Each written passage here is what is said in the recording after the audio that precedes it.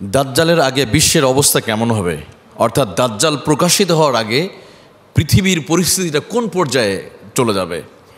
এখানে হাদিসের মধ্যে স্পষ্ট এসেছে, তখন ওই সময়টা মানে আরব উপদ্বীপে তোমরা অতি সত্তর তোমরা দেখবে আরব উপদ্বীপে যুদ্ধ হবে, লড়াই হবে, সেখানে তোমরা বিজয় করবে এবং পারস্য বিজয় করবে, তোমার রোমানদের সাথে বিজয় অর্জন করবে।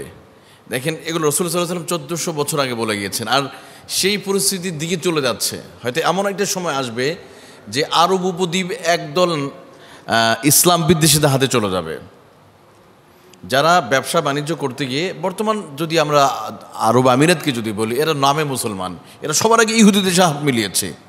এমন একটা সময় আসবে ক্ষমতায় থাকবে তারা, কিন্তু লড়াই করবে, আর আবারও লড়াই হবে।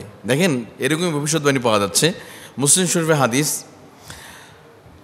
নাফি ইবনে উতবা ইবনে আবি ওয়াক্কাস আন্না রাসূলুল্লাহ সাল্লাল্লাহু আলাইহি ওয়াসাল্লাম تغزون جزيرة العرب فيفتحها الله ثم فارس فيفتحها الله ثم تغزون الروم فيفتحها الله ثم تغزون الدجال فيفتحه الله।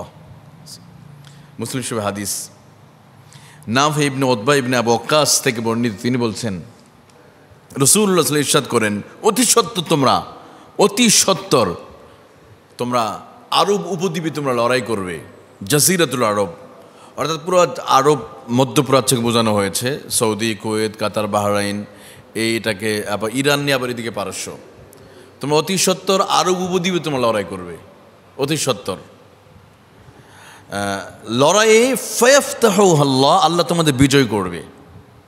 হয়তো এমন একটা সময় আসবে যারা এই আরব উপদ্বীপে যারা ক্ষমতায় বসবে, এরা ইহুদিদের দালাল হবে। এক নম্বর, এরা চরম ইসলাম বিদ্বেষী হবে, এরা ইসলামটাকে ধ্বংস করবে। দেখেন, সেই দিকে চলে যাচ্ছে। আজকে সৌদি আরব কোটি কোটি টাকা, বিলিয়ন বিলিয়ন টাকা ব্যয় করে তারা বিনোদনের পিছনে ব্যয় করছে, তারা অস্ত্র তৈরি করছে না, তারা নারীদের পিছনে, ফুটবল খেলার পিছনে, নেইমারের পিছনে, আপনার ক্রিস্টিয়ানো রোনালদোর পিছনে টাকা ব্যয় করছে।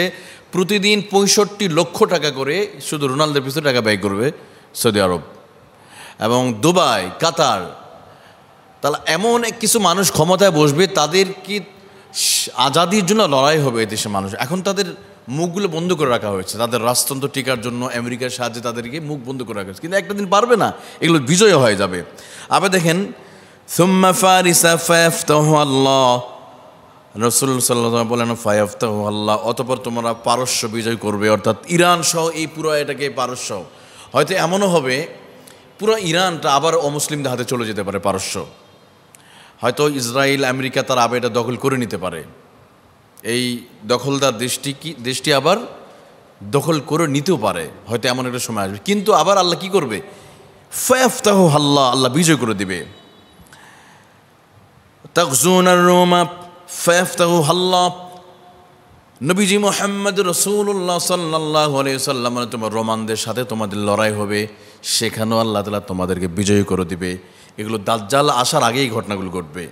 এরপর রাসূল সাল্লাল্লাহু আলাইহি ওয়াসাল্লাম সুম্মা তাগজুনাদ দাজ্জাল ফায়াফতাহুল্লাহ, অতঃপর দাজ্জাল এমন একটি ফিতনা, নবীজি বলেন আমার পূর্বে যত রাসূল এসেছে, ওমা মিন্নি ইল্লা ওয়াকাদ আনজারহু কওমা, আমার পূর্বে যত নবী রাসূল পৃথিবীতে এসেছে, প্রত্যেক নবী রাসূল তাদের কওমকে দাজ্জালের ফিতনা সম্পর্কে সতর্ক করে দিয়ে গিয়েছে।